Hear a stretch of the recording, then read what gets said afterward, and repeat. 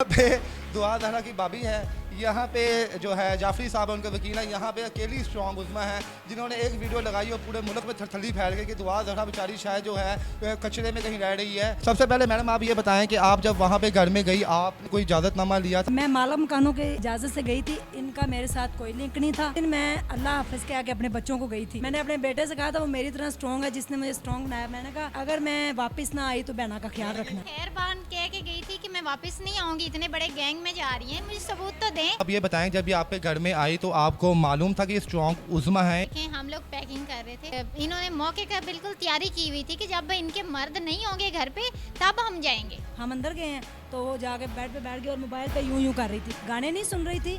इस बात की मैं गवाह हूं। नहीं नहीं नहीं, आप तस्वीरें जूम करके देख। हम खाने का आप जो मेन मकसद के लिए आई हैं ना वो करें।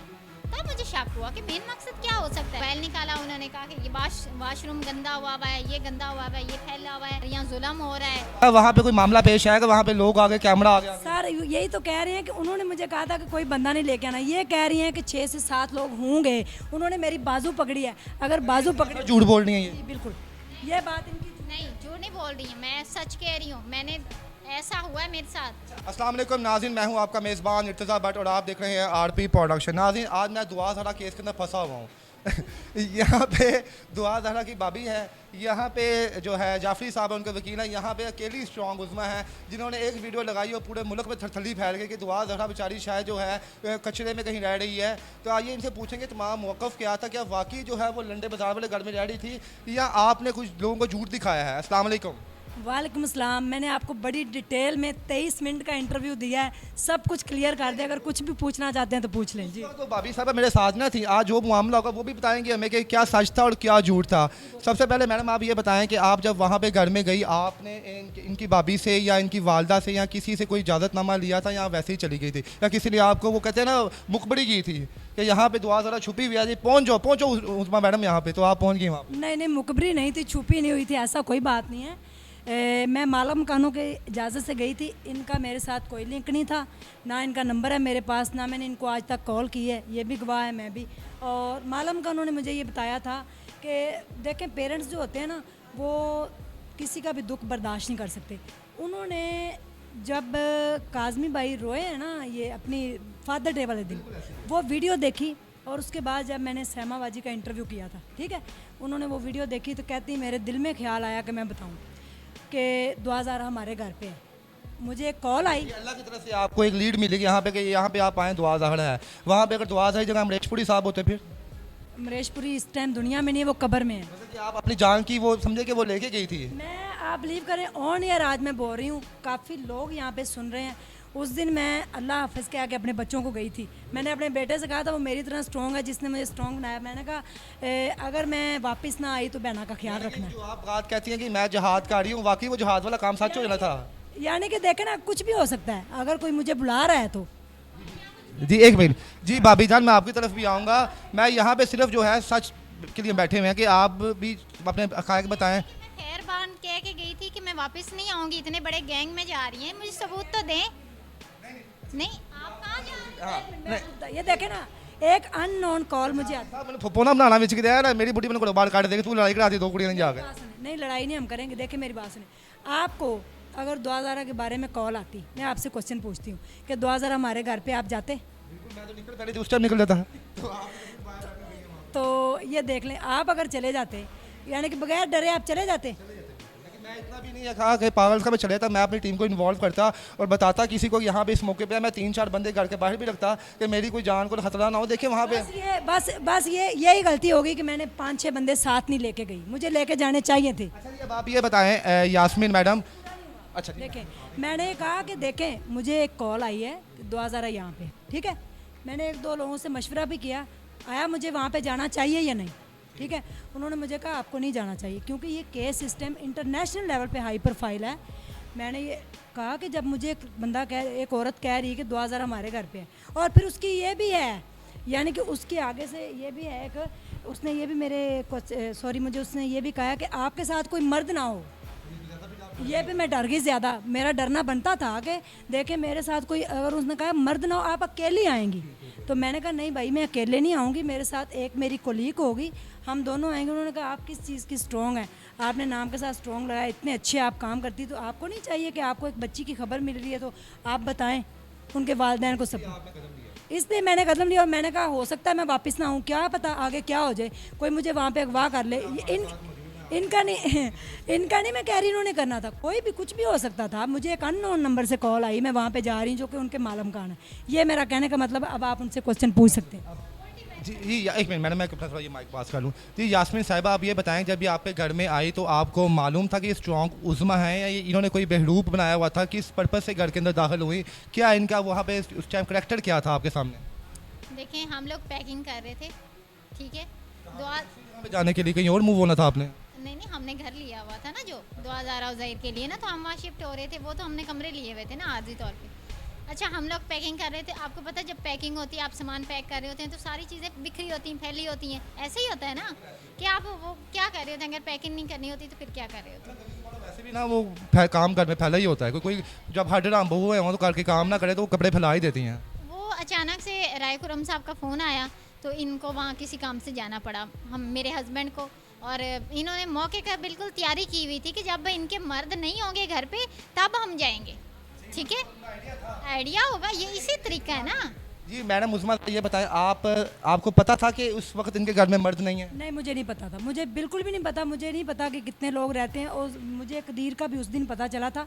मालूम खानों ने मुझे कहा कि आप आए मेरे साथ, हम चले गए थे। मुझे नहीं पता इनके घर पे कोई मर्द है कि नहीं, जाके पता चला था कि घर कोई नहीं।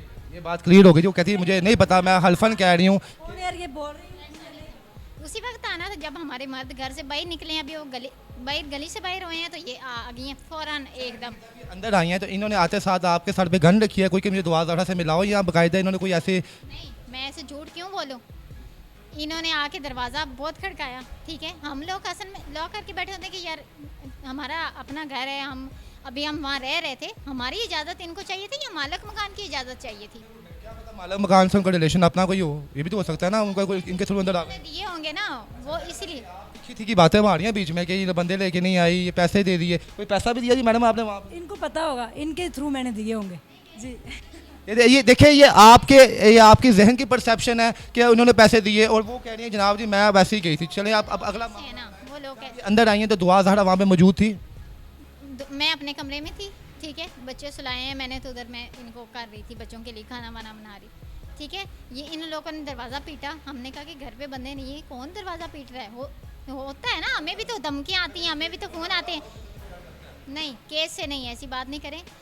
जब आपका कोई, मेरा मतलब ये है जब आपका जो वाक़या है पूरे मुल्क में क्या नाम है सर्कुलर हो रहा है, तब आप अवेयर होते हैं कि यार कहीं कोई मसला ना पड़ जाए हमारे घर। हो सकता है, लेकिन मैंने कहा कि कौन है, फिर मैंने दरवाज़ा खोला, मैंने कहा जी वो मालिक मकान आ गई हुई, मैंने कहा जी, कहती हैं वो ना आप तो जा रहे हैं ना, तो रेंट के लिए ये 2 औरतें आई हैं तो उन्होंने कमरा देखना है। मैंने कहा ठीक है हम तो जा रहे हैं, आप लोग देख लें, ठीक है। इन्होंने कहा ये देखा, मेरा कमरा देखा इन्होंने इधर उधर, इनको इंटरेस्ट तो असल में उधर था ना कि हमने क्या देखना है, ठीक है। तो इन्होंने कमरा क्या देखना था, इन्होंने कहा नहीं ये वाला नहीं, यहाँ तो दुआ ज़ारा नहीं बैठी, हम यहाँ नहीं, हमने उधर दूसरा कमरा देखना है। मैंने कहा जी आ जाए दूसरा कमरा। इन्होंने आपको कहा जी यहाँ पे ये क्या कहा इन्होंने कहा कि यहाँ पे दुआ ज़ारा नहीं बैठी, ये नहीं हमने देखना। मैडम देखिए, आपके जहन में दुआ ज़हरा इतनी सवार थी कि आप अपने सवालों में भी कह रही हैं इनके जहन में दुआ ज़हरा ही थी।